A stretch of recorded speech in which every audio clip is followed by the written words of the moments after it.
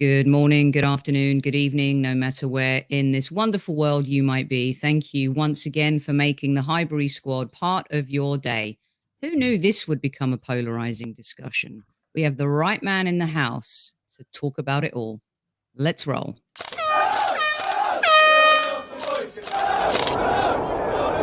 Mind the gap between the train and the platform. Please stand clear of the discussion doors. The next stop is Highbury Squad.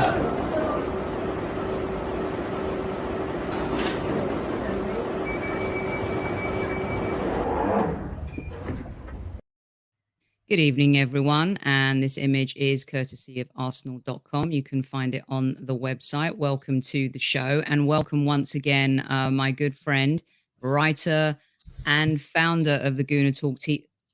Not the founder. I always say that, don't I? You say that every time. Yeah, I do. Just a host is fine. I'm a girl that makes the same mistakes, it seems. Host of the Gooner Talk TV. You all know him. If you've been living under a rock, then, well, I don't know what to say. Tom Canton, welcome back to Squad Central. How are you? They're not bad. Seems like Football London's taken over your channel at the moment. You had Kaya on yesterday. So.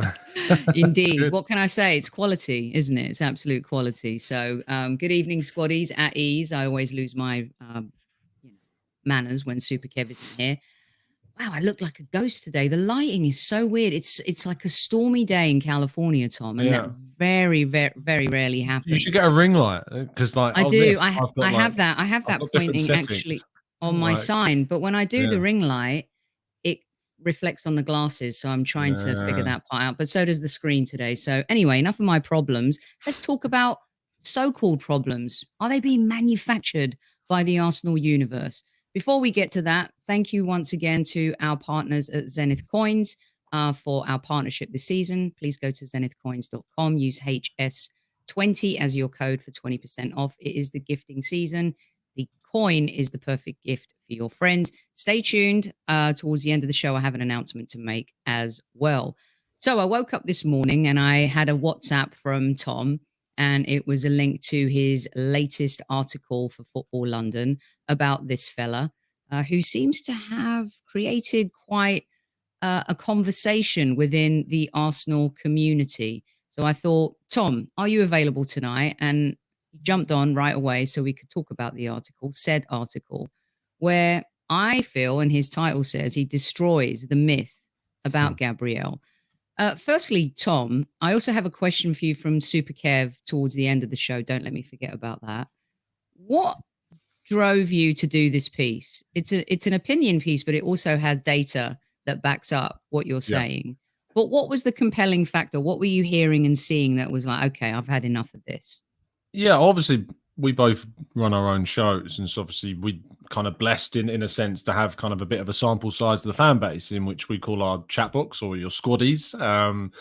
And yeah, when doing the shows, I've started to notice that Gabriel in particular is getting quite a little bit of stick. And, you know, what I think is a little bit exaggerated criticism. And so I didn't want to just take the TGT chat box or the Arsenal Way chat box as gospel. And so going onto Twitter and just going and searching up Gabriel Magalhães' name. And honestly, I was surprised how much backlash the guy's getting at the moment. And this isn't just off the back of obviously the Liverpool game or the Spurs game or the Man United game and the Fulham game. You know, this is kind of dating back actually into last season a bit as well. Him getting greater criticism. And so I kind of wanted to just kind of actually deep dive into it. I didn't go into writing an article that was going to go, I'm going to defend Gabriel. And that's my position. Which is pointless doing that because, you know, what if you write it and then all the evidence suggests that you're wrong? So first of all, after seeing the feedback online, just going back into the statistics and trying to see how he actually compares with a lot of players, I had a good conversation with Clive actually in one of my honeymoon series podcasts that talked about Gabriel, and I went back and listened to that because I remember Clive talking about Gabriel in detail and why. Because I actually had the perception in that podcast when that conversation I had with Clive, in which I was saying to him, I was like, I feel as though Gabriel's kind of the most replaceable of our back four right now. You know, I feel like he's a little bit of an odd one out because Saliba's so great, Ben White's been so great, our left back position's been so positive and, you know, inclusive and collaborative with the rest of the team that Gabriel kind of sits for me as a bit of a standout in both positive and negative ways.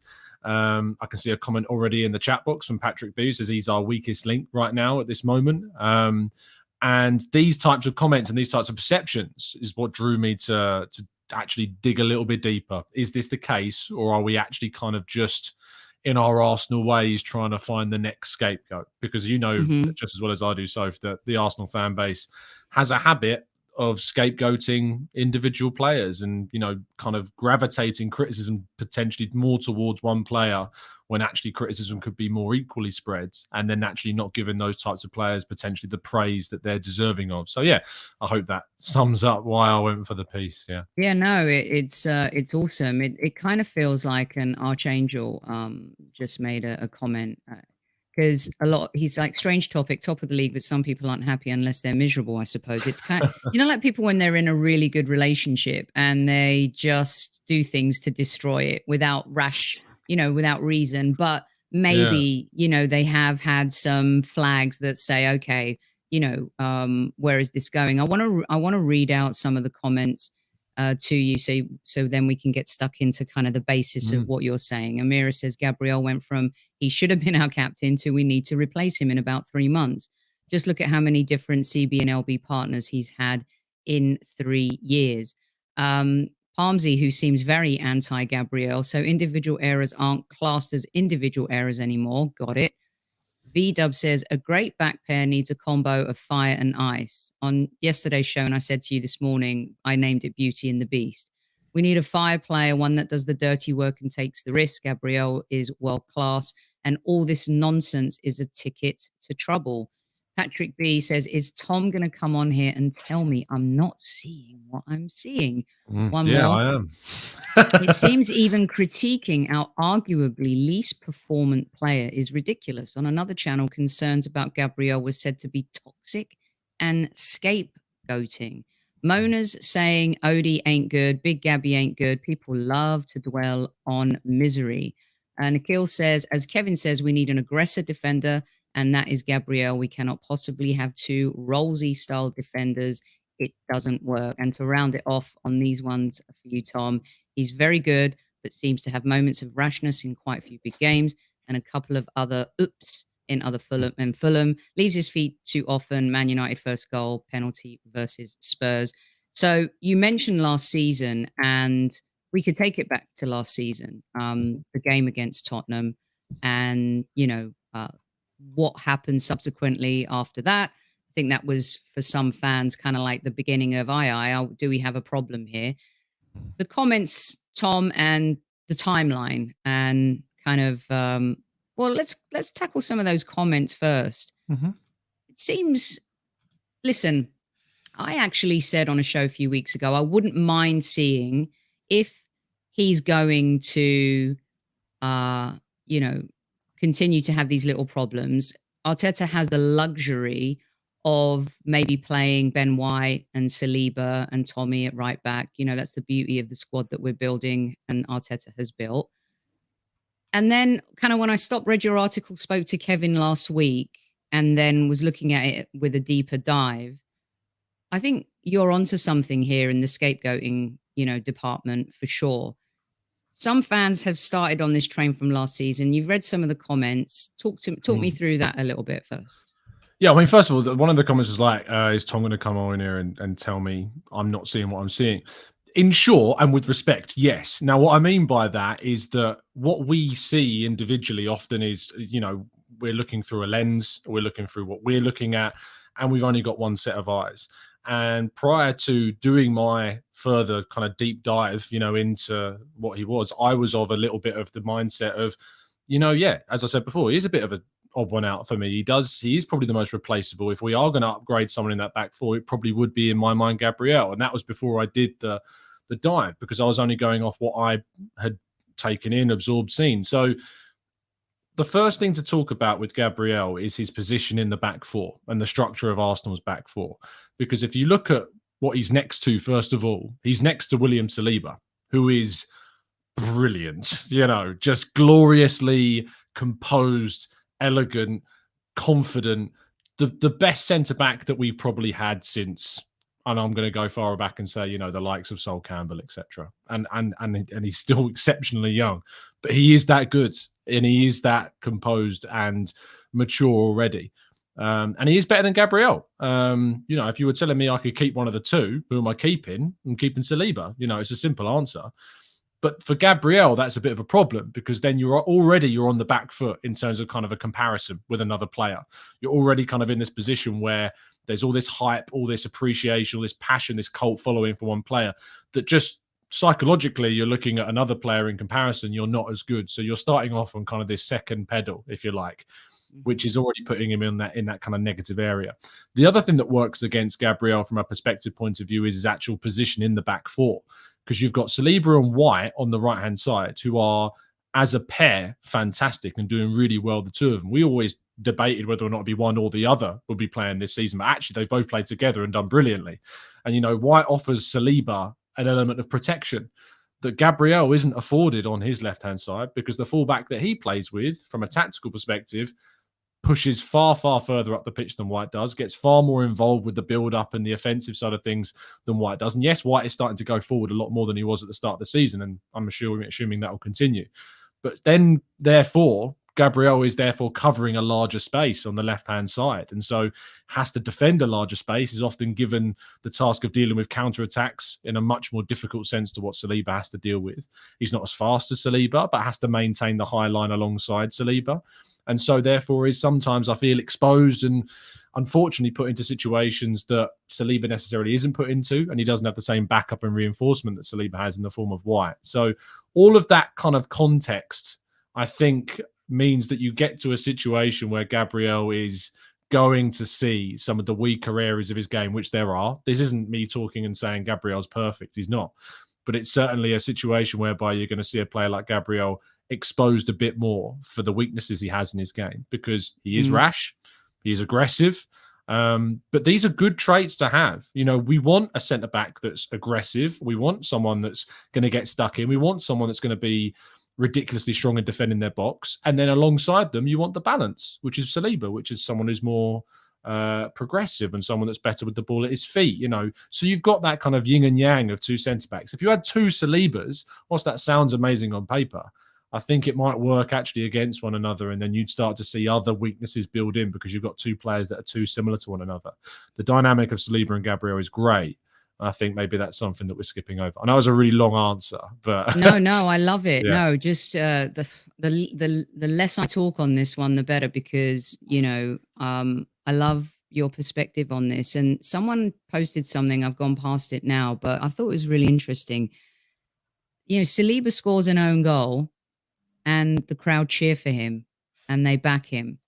Gabriel makes a few mistakes, and, you know, there are a lot of people. Super Kev is 100% committed to the fact that in the Tottenham game with the penalty with Richarlison, that it was Xhaka not clearing his lines, or a couple of plays. I think it started with, was it Saka who lost possession, and it went back into an attacking opportunity for Tottenham. You can correct me, Tom, if it was Saka that lost the ball when we were in the final third of Tottenham.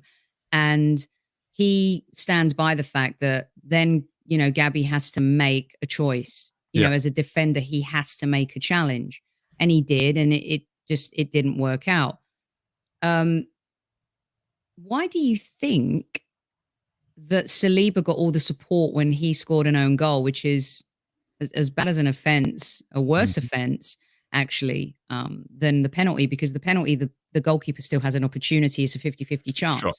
Why do you think that's the case? Because Saliba's younger. Saliba is a player that we've been desperate to see for 3 years. He's a player whose future isn't secured. And there's a bit of a fear that he could leave, rightly, because he could. And so there is this kind of, this season in particular, and especially in the home games, kind of this need, and it is a need, and the fans are right to do it, to make him feel like Arsenal is his home, to feel like Arsenal is his future. And so there is an extra incentive for supporters to really get behind, back, support Saliba. That doesn't exist for Gabriel, because we know Gabriel is very happy here. He's acclimatized very well to things. He's a very vocal player. He loves a tweet here and there. You know, I like him as a character. I think he's great. But I think obviously with this Saliba side of things, there's that desire to really want to see him stay. And so the more we praise, the more we back him, the more we vocally support him, you know, that's hopefully going to help with things. And because there's something called the new toy syndrome I talk about a lot with Arsenal supporters. There is always kind of this bias towards newer players. You know, think about Lokonga as an example. You know, when Lokonga was being linked to Arsenal, the kind of the not want to use euphoria, but I'm trying to think of the right word. But there was so much talk and hype around Lokonga before we signed him. Right, because of Thierry and Vincent Kompany, and he was captain of Anderlecht, and the buzz was real. Yeah, totally. Yeah, exactly. Fast forward a year on, that's gone. You know, all of that hype is gone. And the irony about that is that Lokonga up until the point that he was dropped against Man United last season when he was starting games because Xhaka was injured and Partey was missing for the first part of the first few games. Lokonga was our best central midfielder. Then, of course, he went out of the team in the second half of the season, lost that consistency, and he's really struggled to kind of get back that form that he first got. But there is kind of this same level of not apologeticness, if that's even a word, not in kind of this patience, I suppose the right word is. He hasn't been given that patience really that maybe others have, because the central midfield in particular is such an area that we want to see strengthened. We want to see someone come in to compete with Partey, and we think that Lokonga's not ready yet because, you know, factually he's probably not ready to replace Partey because he probably never will be, because that's not his best position. He's probably better playing as a left 8 where Xhaka is right now. So very quickly we lose that, players lose that sheen of newness. I don't think that will necessarily happen the same with Saliba, because he is just so he's kind of got that, not match winner because he's a centre-back, but the equivalent for a centre-back, if you know what I mean. I guess he is a bit of a match winner, you know, the way that he plays, because he stops the opposition from winning games. But he's got that gloss about him that I don't think will be lost with the way that he plays. It's very kind of easy on the eye. But Gabriel has kind of become part of the fabric of the club. But let's be real. When we signed him, he's the best centre-back that we've had for the best part of, 15 years? You know, I like him more than Koscielny. I rate him more than Koscielny.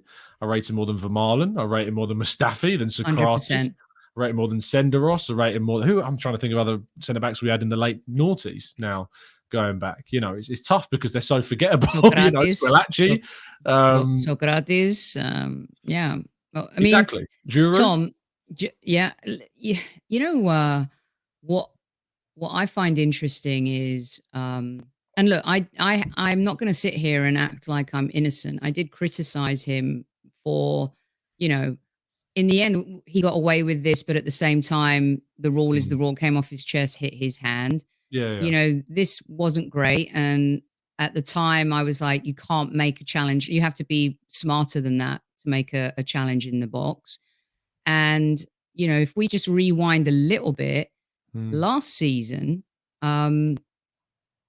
Arsenal fans, you know, you guys were saying that he was saving Benjamin White. And this season, everyone's raving that Benjamin White is like a revelation at right back. So that kind of underlines your thought process about the scapegoat factor. Last season, it was Ben White in many regards, Tom. And Gabriel was like the one, the beast. Like he needs to have Saliba beside him. And we were having a conversation about Martin Keown. You know, we talked about Vidic and Ferdinand. That was my beauty and the beast. You know, Ferdinand, the silky smooth guy on the ball, brings the ball out, lovely distribution. Vidic, more of the bruiser. And the other thing that I think that as Arsenal fans, we need to kind of like just revisit is we've always said we're weak sauce. We're too soft. We lack this strength and this shithousery. And that, you know, we let other players, teams bully us. And along came Gabriel, who I thought was just a breath of fresh air. And, you know, when you look at as recently as David Luiz, you know, and Mustafi as a pairing, and then you moved and you shift gears to Gabriel, and then Benjamin White comes on board. And it just seems to me like we get to a point where we're good, and here we are again having that similar conversation where last season one was a disaster, the other was saving, and this season Gabriel's the one. And I think that's kind of what you've been saying and what you allude to in your article, which then leads you onto some stats and facts about how he's performing against other centre-backs in the league. Yeah. I mean, I'll happily read some of them through. I mean, I would love it. Yeah. I mean, yeah. I mean, we'll go for it now. Yeah. Well, just real quick, the Benjamin White comparison, I think, is valid. Do you agree? Like last year, Gabby was the one that saved Benjamin White, made him look good. I Do we think agree on that? that Ben White was. I really liked Ben White last season. This is the first thing to say. You know, again, we're kind of getting close to falling into the Gabriel trap from this season a bit with Ben White. In the sense, I think Gabriel was. I think that White was good, but Gabriel I think was better. In a lot of areas. Still, Ben White came through and statistically compared to Gabriel was beating him in a lot of areas as well. But ironically, not passing. Gabriel last season was passing better than Ben White, which I found surprising when looking at some of the statistics, because Ben Very White is interesting. lauded as a good ball playing centre back, confident coming out of the ball at his feet. Actually, Gabriel's passing was more astute, more assured than what Ben White's was. Perhaps Ben White coming into a new team was trying to show himself, which is fair. You know, you want to kind of make an impression that sometimes leads to making mistakes. But yeah, Gabriel was great. And the discussion at the start of the season was, well, Gabriel's in. You know, Gabriel's not going anywhere out of this back line. If anyone's going to lose their place in the back four, it's going to be Ben White for Saliba. You know, I think that we've found obviously a brilliant balance and dynamic with the back four that we've got with White and Saliba and Gabriel, and then whoever plays at left back, in the way that we've used that this season. But yeah, you know, I think it's a fair point around Gabriel and White. And it does kind of lead towards this argument that there always has to be someone that we're not impressed by as much as anyone else, or we have to find criticism for. We're not willing to give them the right amount of praise. And last season, I think that was White, and I think this season that is now Gabriel. Strangely, right. Before you get onto some numbers too, I also want to, you know, again with and listen, we're not comparing teammates. We're addressing a situation that is brewing, you know, as a narrative within a certain percentage of the fan base that, you know, Gabriel isn't good enough for Arsenal, or he makes too many mistakes. And I would say that despite the mistake that he made, and correct me if I'm wrong, he made a mistake against Fulham, and Mitrovic pounced on that. And you could see what I love about him is previous players, they didn't seem to wear their heart on their sleeve. They certainly had a sense of apathy. They didn't have the strength and depth to overcome adversity. And in that game, who was it who came back and scored a goal? And I don't think that, Tom, that he got enough credit for that, or that some fans can recognize that he has the mental strength to be able to do that. His mentality is great, mate. Like it's what we've wanted. We don't want players that are going to rest on their laurels. We want players that are going to sulk and trudge through things, you know.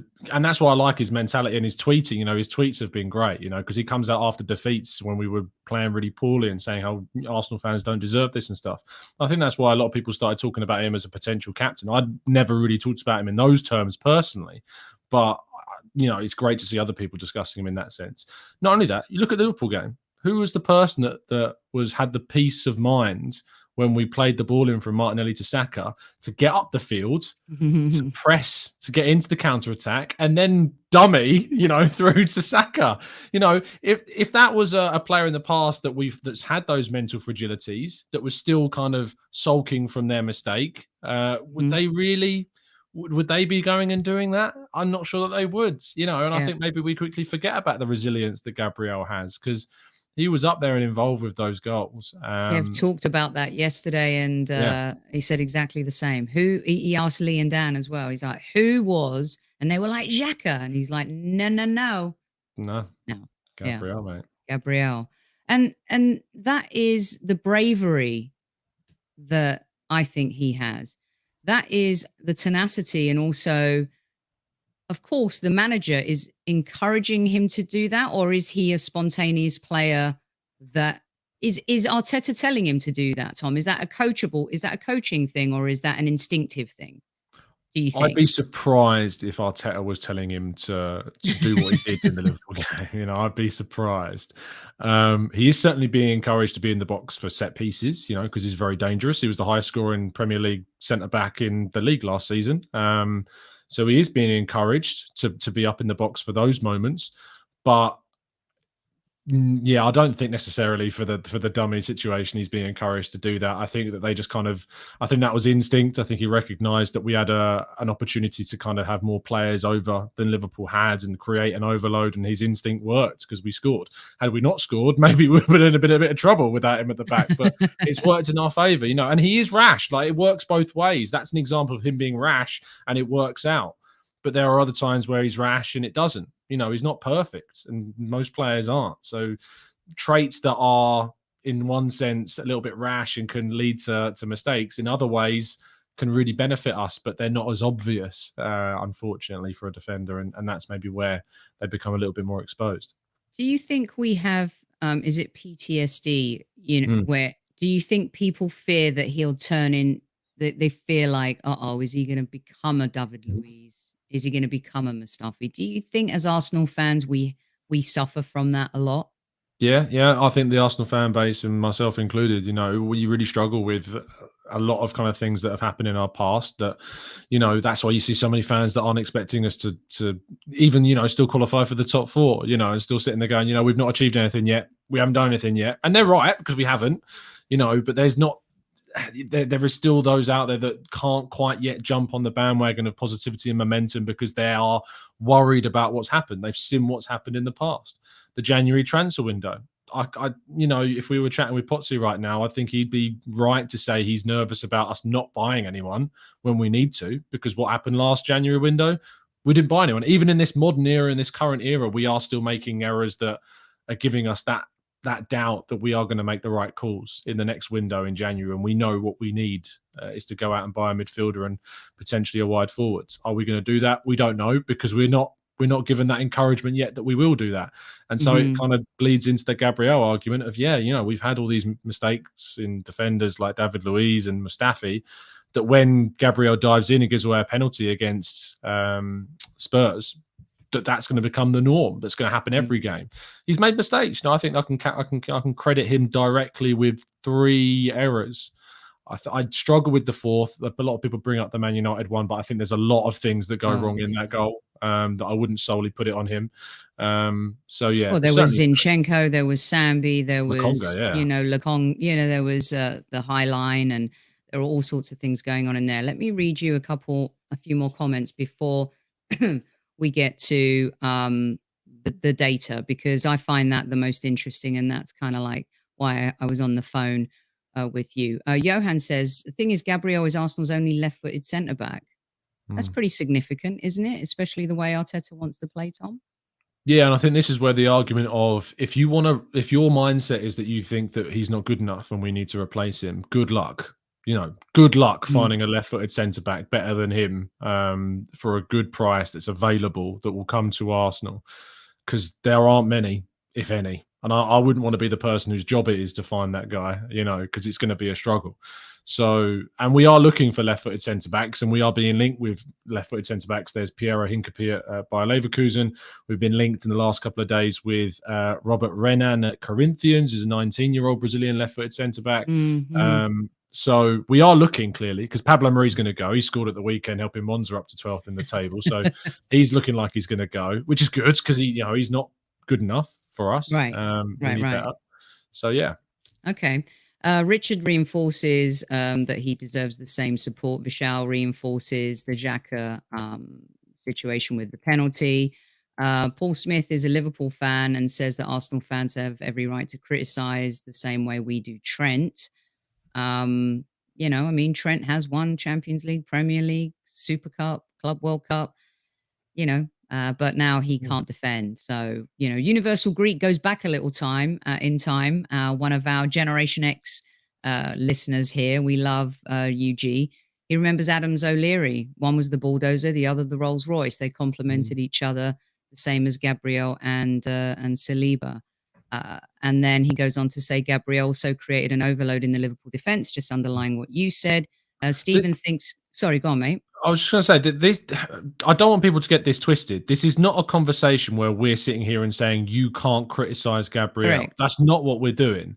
The point of this conversation is to highlight how Gabriel is receiving contextually more criticism than what is, I think, at least fair in the context of what he's done in a positive way. And the positive things that he's doing aren't receiving the same amount of praise as the things that he's being criticized for in comparison to some of his teammates. Get into the stats, because I think this will help people realize exactly the balance of the piece and what you're saying, because it is really interesting when you look at it, Tom. Yeah, I mean, it's just easier for me to read it straight off the page. Yeah, totally. Yeah, so I mean, so the irony in kind of Gabriel's pass completion, because that's something that's really labelled him as his passing is not good enough, is that he's got a 90.5% pass completion rate this season, compared to William Saliba's 92.6, so just 2.1% lower. That's higher than Romero's at 88.9, higher than Van Dijk's at 88.2, higher than Koulibaly's at 86.7.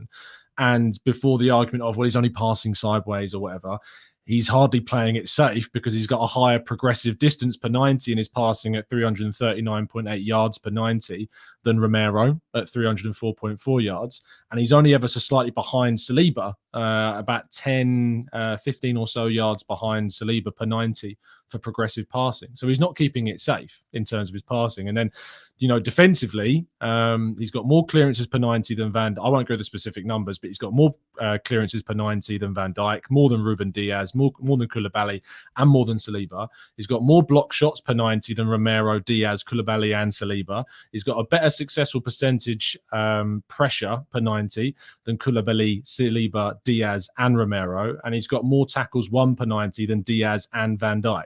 So, these are really, really good comparison numbers to show you kind of what he's doing.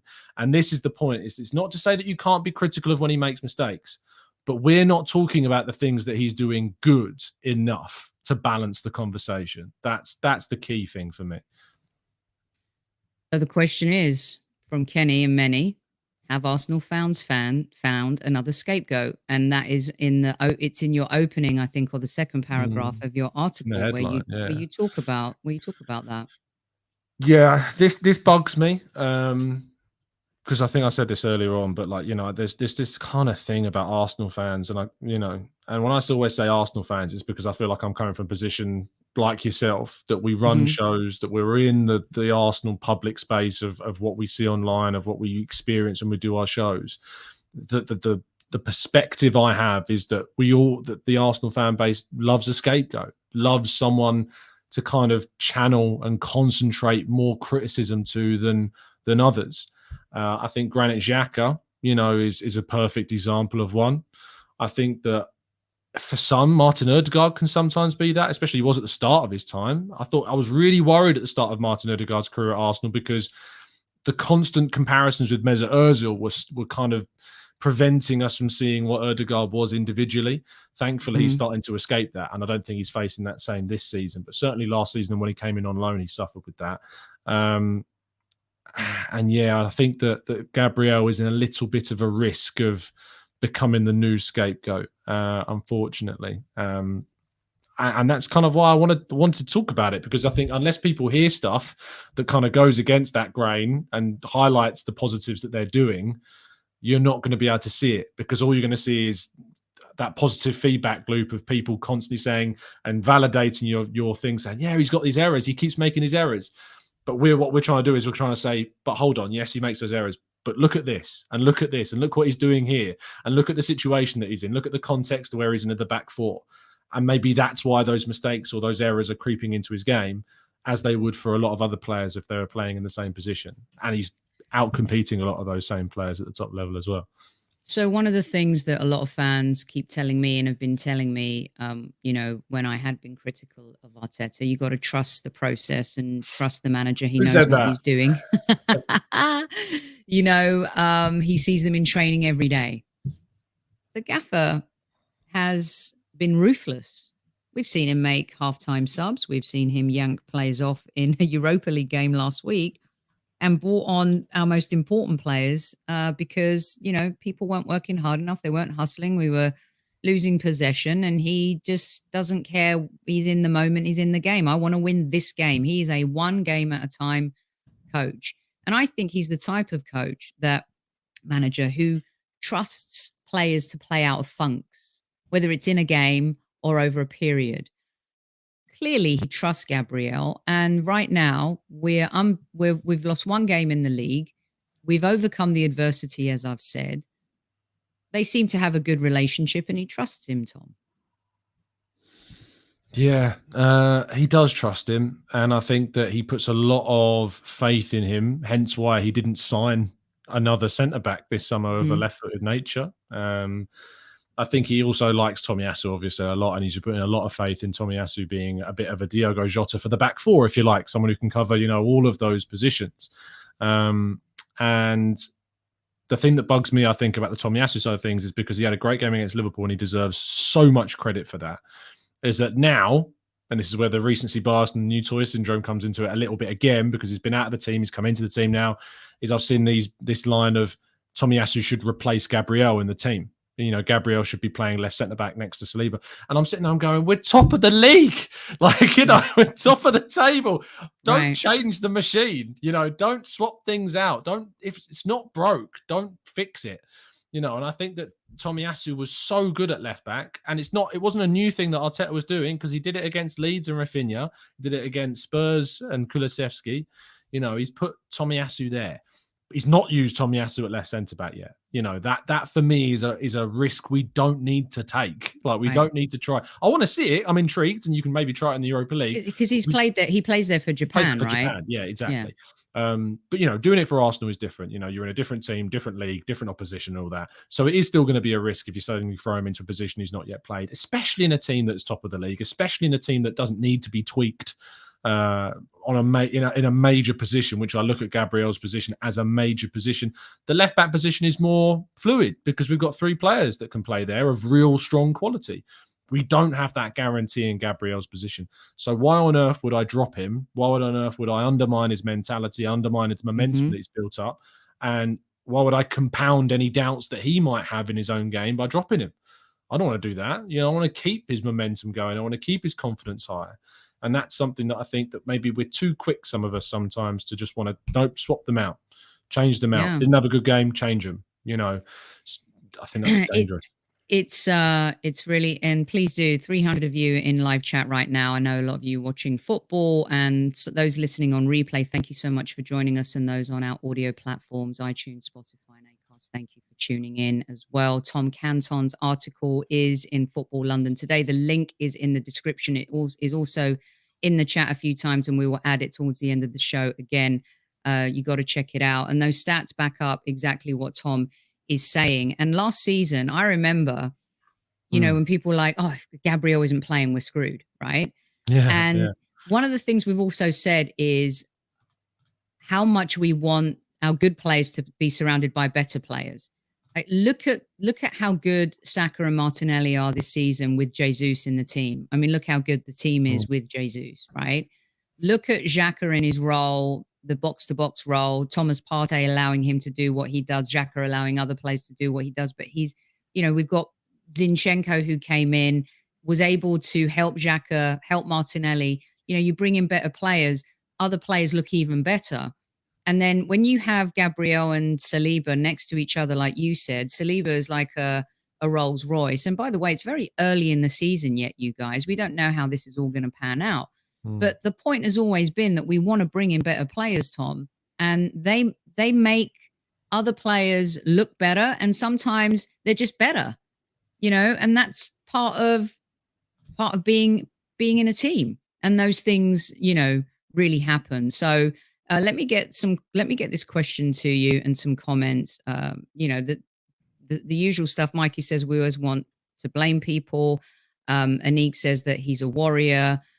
Stephen says Saliba's been excellent this season, but to mention him getting out of position for Liverpool's second double standards, I think that's really important.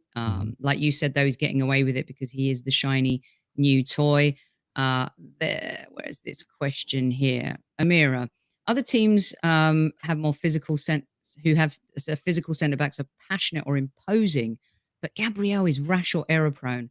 How much, if any, does the Arsenal soft young narrative play a part in this, Tom? It's a really good question, because the idea of Gabriel being young is contextually to the other players in the team isn't necessarily aligned. You know, he's actually become one of the older ones, even though he's 24, which is crazy. He obviously joined a backline where he started off the backline, if you like. You know, he was the first new addition to what we would consider, if you put Zinchenko over Tierney, our starting back four and goalkeeper. And you had Tierney, then Gabriel came in, and then you have Saliba now, we have White, and we have Zinchenko, and we have Ramsdale. So Gabriel's kind of always been a little bit of the fulcrum of that back five. Even when Zinchenko's come in, Tierney's lost his place, Gabriel's still there. Even after Saliba's come in and we've signed Ben White for 50 million, Gabriel's still there. You know, he's maintained that spot. So he is the most experienced part of our best back four and goalkeeper right now. And I think that the idea that because, you know, we have a young team that we can start undermining certain parts of play or making up excuses either way of either end of the spectrum with those 2 points it's not necessarily fair. It's not fair on Gabriel. It's not fair on the team, because you just need to look where they are in the league. You just need to look where they've come, look where they've progressed, look at the teams they're beating. I think Liverpool's average age was something like 27 years plus, and ours was what, 23?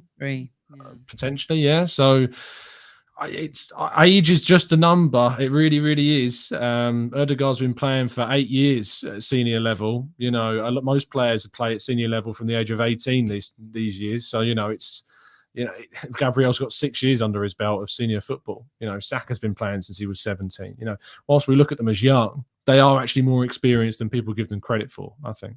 Yeah. What do you think about this? Do you think Arteta put Tomiyasu to help Gabriel? I think he played Tommy to nullify Salah, which, you know, he did, and he got benched. Do you agree with that, Tom? Yeah, absolutely. I mean, indirectly it helps Gabriel. There's no denying that. I don't think the primary reason why Tomiyasu was there was because Gabriel is thought of as a little bit of a weak link. I don't think that at all. I think it was completely tactical to deal with not just Salah, but the fact that Liverpool were going with 4 top-class attackers in Nunez, who played very much on that right-hand side. And when Diaz wasn't getting any joy against White and Saliba, which is a credit to them, he created the goal for Nunez by moving to that right-hand side, you know, and it was a really good bit of play that Gabriel, again, I struggle with the Gabriel criticism with the Liverpool goal, because I know he touches it on, but he is, you know, he's stretching, he's up with the line of the rest of the Arsenal players. You don't want him to be playing everybody onside. And if he doesn't get that touch, you know, I think it probably would be offside because Nunez would receive it rather than Diaz. He's just instinctually trying to defend. It's just unlucky in that situation. But yeah, Tomiyasu wasn't there to protect Gabriel. He was there to help support the back line and deal tactically with what Salah was doing. Right. Lynn Simpson. We love Lynn. She's a chat box and a squaddie. Gabby is great, but do you think that he could be trying too hard sometimes and doesn't want to let the team down, or Arteta, and this could be leading to the errors? Trying too hard? I don't know what that means. I don't know what trying too hard really looks like. I think his style of play is always going to potentially lead to an error here and there, because he's all in and he's aggressive. Yeah. That's it. I don't think he's trying too hard. I just think it's how he plays. That's just who he is. You know, love this. Can we have a joint tactical analysis show at some point? Yeah, if Tom comes on it, because he's the master at that. I certainly am. I learned it all from Clive. Well, get the two of you on. How about that? That would be amazing. I'll just sit back, make tea, and eat scones. That would be wonderful. Let's see. What else do we have? Shampar says, we as a fan base are so used to pointing fingers during our dire decade. So clearly that habit hasn't left us. Also, the other thing a lot of them are saying is the captain, and Rancid is reinforcing that. Remember the captain discussion? There were a lot of people who wanted Gabriel as captain. This is so true, Tom. I mean, it wasn't too long ago, was it, where we were all like, oh, yeah, I could see him as captain. Now, tell him. I know. Without throwing my colleague Bailey under the bus, I remember he wrote an article about putting Gabriel as captain, and then we did a stream the other day, and he called him a liability, and I was like, what are you talking about? Minimod says, what do you think about playing a back three, just putting it out there? Again, I'm going to be boring and say, if it's not broke, don't fix it. You know, we're top of the league playing what we're playing. Let's not change it. We don't need to change it. Okay, keep your comments coming and I'll put them up. But I have a question for you that isn't Gabrielle related. Kev's been really curious about kind of your process from. Well, I'll just play the question and then you can answer it for Kev. And some folks in chat have asked this as well. Sophie, Squaddies, how you doing? Hope you're well. Hi, Tom. I hope you're well. At ease, got a question. I think make it a two-part question. So I just wanted to talk about, one, the feeling that you've got now as opposed to in previous years. What's it like, you know, having to make content when things weren't going so well, and then now when things are going well, what the difference is, how you feel, etc. And the second part is, do you still get the naysayers? Are they still naysaying, or have they all of a sudden cooled down? Have they admitted that they were wrong or whatever? Very interesting to know. Anyway, up the Arsenal, top of the league, and at ease, Tom, Sophie, and your Squaddies. Take good care and have a great show. All the very best. Bye. Super Kev. No matter what time of day, it was like, I don't know, 3 o'clock in the morning in Malaysia. He's working for Stadium Astro, Tom. And I sent him your article. He read it. He loved it. Oh, and I was like, well, the last part of that question, I'm thinking we'll have some naysayers after this article, I'm sure. Go on. Yeah, I mean, tackle the first part on creating content differently. When we missed out on top 4, I really struggled with content then. Not what I was going to talk about, the actual process of creating it. I was so low and full of disappointment after we missed out on top 4. Not only that, but obviously at the end of the season, if you're writing and talking about football every day, when the season ends, there is a real challenge with content production because, you know, you move into pre-season, you move into the season's over, everyone's kind of winding down. And so there's still this kind of pressure to create content. And I love talking about Arsenal. So when that's kind of taken away, that's tough. But combine that with the disappointment at the end of last season, it was really hard, really, really hard. So in comparison to now, it's great. You know, I've never been more euphoric, more enthusiastic, more motivated to create stuff, to talk about stuff, to continue to do phone-in shows, to get people on the channel that have never been on the channel before, to jump on other channels like yours and talk more about Arsenal. It's a right pain for the missus, obviously.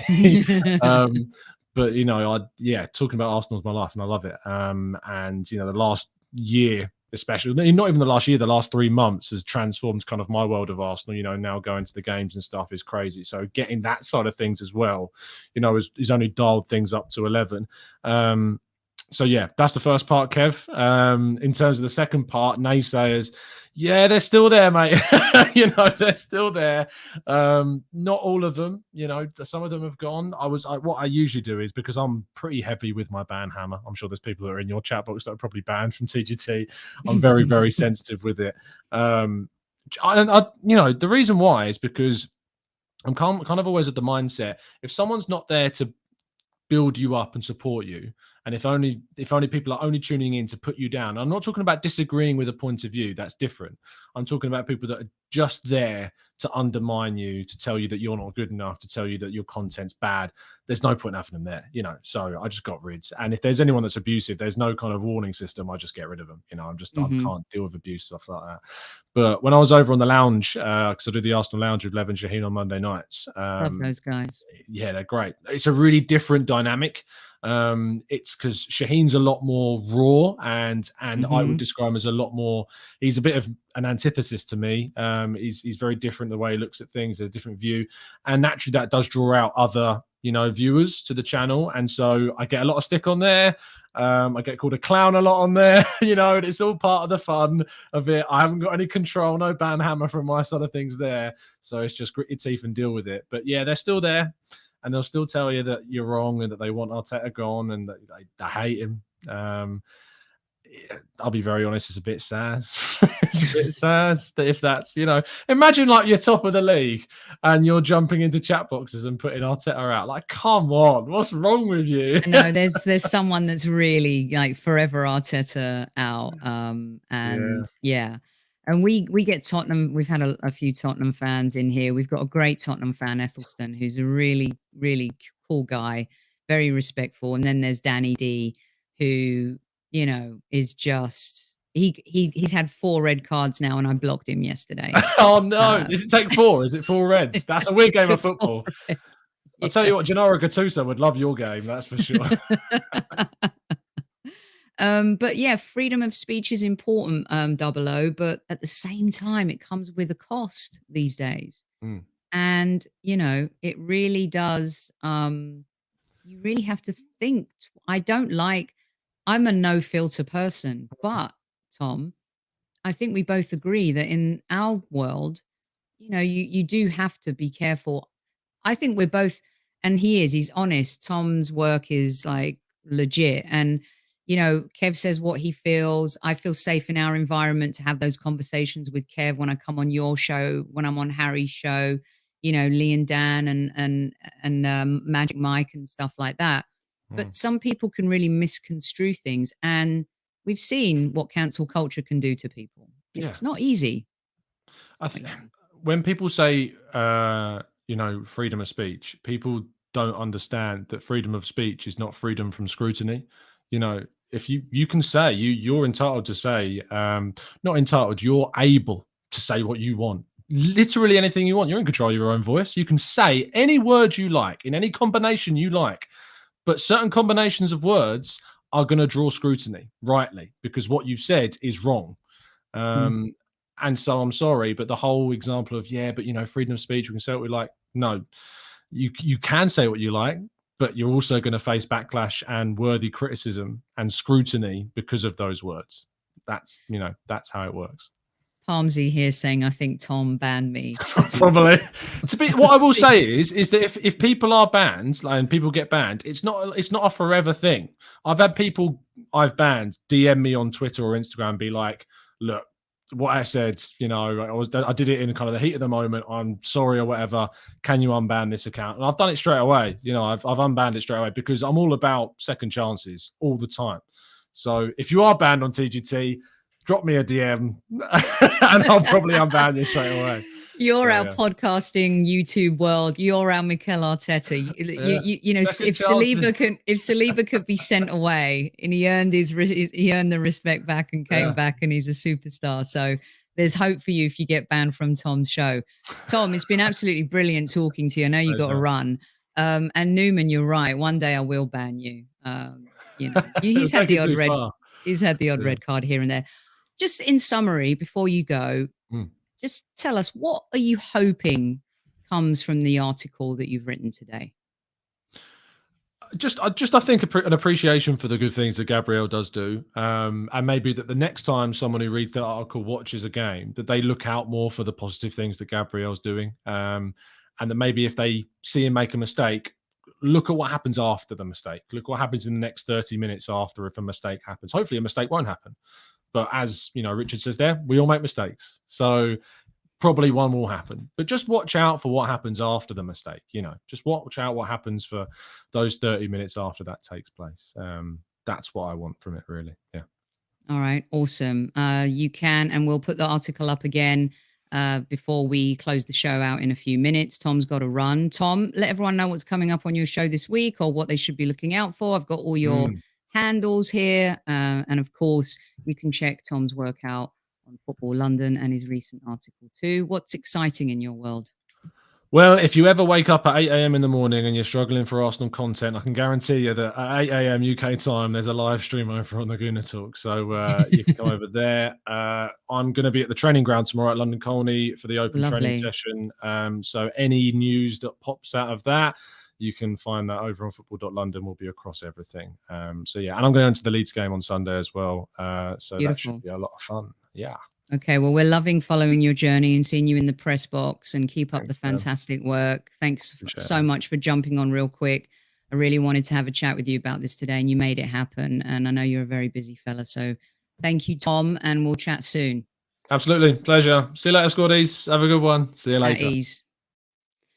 Okay, that's Tom Canton joining us. Check out his article, which I put up somewhere at the top of the show, and I will find it for you guys. Again, it's also going to be in the description. Okay, so before you go, don't leave. I wanted to share something with you. I promised that I would. As you know, we have partnered up with Zenith Coins, and we are so proud to do that because they're the official license partner of our beloved Arsenal Football Club.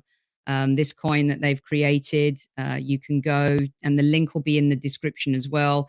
If you go to their site and you buy one for you or a friend, you get a discount, 25% off using code HS20. Well, a while ago, I said to you that the Highbury Squad this holiday season is going to be the gift that keeps on giving. And thank you, Newman. You just got back into my my good books. Sweet dreams, don't go. And we've been working with them on something exclusive for the Highbury Squad, and here it is. It's an official Highbury Squad coin, and it's gold plated. It's signed by myself and Super Kev. It is something we are so proud of. It's so beautiful. And over the next few weeks leading up to Christmas, we're going to be giving these away to special people who do wonderful things. And thank you, Newman. Yes, it is really awesome. And, we love it. And we're really thankful to the guys over at Zenith who've made this possible. The velvet inside the box is also signed by myself and has our signatures on it. The fact that I'm part of this with the legend that is Super Kevin Campbell is absolutely unbelievable. This is going to be the first of a few exclusives that we do. And we're going to be gifting these to special squaddies, to you guys who do special things. If there's something going on in your world that you want us to know about, we're going to be giving these away during the holiday season. They're so collectible. There's literally just a handful that have been produced. And thanks to our friends over at Zenith for making this magic happen. It's just really a treat. And it's a beautiful, beautiful coin. And we're really super proud of the collaboration. And we cannot wait to get it into the hands of some of our special listeners. Looks really nice. I can't afford the box right now. You're lucky, V-Dub, because we're going to give them away. And there really is only one KC, and none of this would be happening if it wasn't for KC, Zenith, and our collaboration. It's really just wonderful. It is awesome, Dan. It is gorgeous, Stephen. I feel like maybe we get, dovetail it with another piece of merchandise. I've got to call you, Stephen. There's so much we need to do before the holidays. It doesn't look like you're getting one, Newman. You've got to be good. Remember, there's the naughty and nice list. And we're going to be doing the 12 days of Christmas, the 12 days of Highbury Squad Christmas. And we're going to be giving these puppies away. There will be gold. Hey, we already have a gold Premier League trophy, so why not have a gold coin courtesy of Zenith Coins and the Highbury Squad? It is awesome. Thank you. Thank you so much, Tom. It's something that we really love and we're proud of. And Tom actually has a Zenith coin that was gifted to him by Super Kevin Campbell. Harry has one, Lee has one, Dan has one, I have one. For the Arsenal coin. They're all hand numbered, serial number individually. You've got the certificate of authenticity. You've got the sexy box. You've got the whole shebang. You can find this coin right now on their site. The link is going to be in the description of the show as well. So watch out, because you know what? You guys are going to want one of these puppies, and me and Super Kev are going to be giving them away. Kev's going to be the advisory board, by the way. So you better behave, Newman. Lynn has one, and Lynn will share her picture. Lynn, send us a picture of you with your coin so I can show it on the show this week. You better get on the nice list 100% right. I know you are. I'm the problem. It's too busy, but we'll make it happen, Stephen. King Arthur is already knighted, so he doesn't need a coin. Oh, you need this one. Pair it with a puppy, and we're sold, Richard. Thank you so much. Good luck. So look, my address will be in your inbox. Lovely. Super Kevin Campbell joining the show right here at the end. It is wonderful, isn't it, Kev? It looks so good. So good.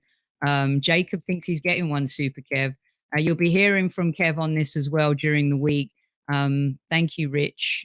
We like to partner with really good people. When we sit at the table and we're looking to our left and right on the Highbury squad, we ask ourselves, who's our fork? Who's our spoon?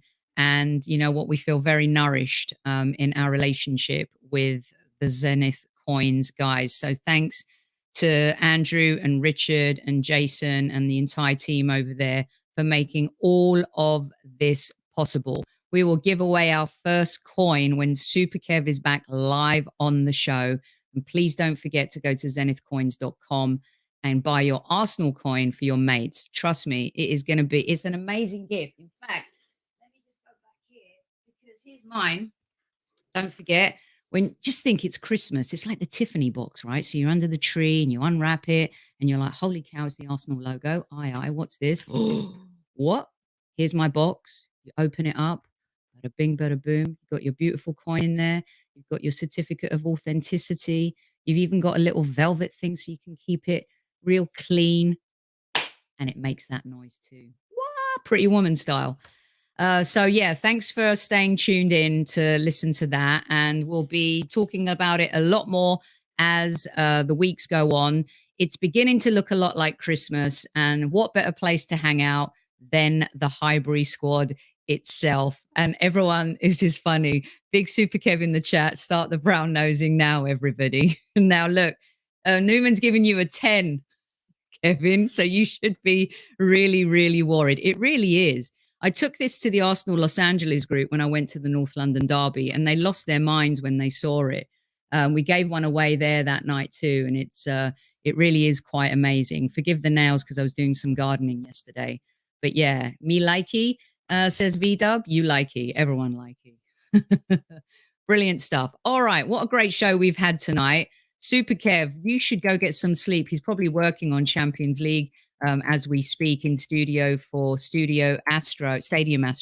If you're in Malaysia, if you're in the Asia market and you are watching Premier League or Champions League, you will be seeing Super Kev on your TV. And they are awesome. So thanks so much, you guys. We really appreciate it. Thank you for all your kind words. The show doesn't exist without you. And what Kevin and I wanted to do was find a partner where we could create something special, everlasting, that becomes a legacy piece for the show. Our show has always been about our community. Our show's always been about people. Some of the notes that we get from you guys, you know, whether you're happy, whether you're sad, we love to have them, and we love that we're part of your lives and that you are part of ours. Look, our club has connected us on a whole other community level, and to have all of you from all corners of the earth part of our day, and the fact that you choose to make the Highbury squad part of your day means the world to us. And yes, CM, great show. Let's get behind Gabriel. Let's support the guy. Let's support our partners at Zenith too. And we'll be giving you some pointers as the weeks go on. And look, this is a really great gift, 25% off. And you will make a fellow Gooner happy. That is all I have. It is, Lynn. It's like a small family. And when we get together publicly and we do our Q&As and our live events too, you really, really feel that. And so, you know, I could sit here forever talking about you guys. I just adore each and every one of you, even Newman. And I love Rich from Turkey, always comes. I mean, it's like Turkey, Nigeria, Liberia, Australia. You guys know it from all corners of the earth. You're just absolutely brilliant. Like the button, hit the like button. Kev's watching. Look, no matter where in the world he might be, Super Kev is watching. Exactly. We're going to build. We're actually in the process of also putting together a Highbury Squad app. And that's going to connect us too, even more so with our community. So keep your eyes and ears peeled out for that. As Kev said, we want photos of you with the coins. We're going to build a massive mural. This is a project that we hope is years in the making, that we carry on down this road together, and that we continue talking football about our beautiful club. One love. I love this channel. And we love you guys too. I'll be back live tomorrow. I'm sure you'll be hearing from Super Kev as well. And look out for our community page news on YouTube and also our Twitter account. Thank you so much to Tom for coming on and sharing his wisdom with us, and also his wonderful work that he does for Football London and on the Gooner Talk TV too. Thank you, Zenith, for making making our day. It's beautiful. It's a wonderful thing. We're really proud of it. We're so, so happy, and we cannot wait to start giving this puppy away to the squaddies. It's going to be brilliant. It's going to be a good, good holiday season, even though life is tough out there. As long as we stick together, you know what? We might just be okay. I'll see you tomorrow night live with Demian, one of your favorites. And as I said, you'll be hearing from Super Kev too. Take care. Have a good night. Love you.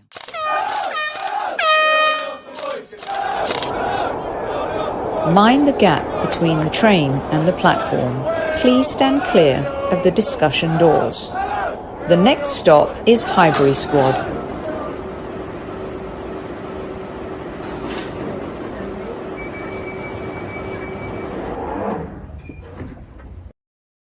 The code is HS20. I had to jump back in because a whole bunch of you are asking about it. HS20 is the code. Okay, so now the show will officially be over. The Highbury Squad is powered by Zenith Coins. Support the future, treasure the past. Official licence partner of the Arsenal Football Club. Follow @Zenith Coins across all social platforms.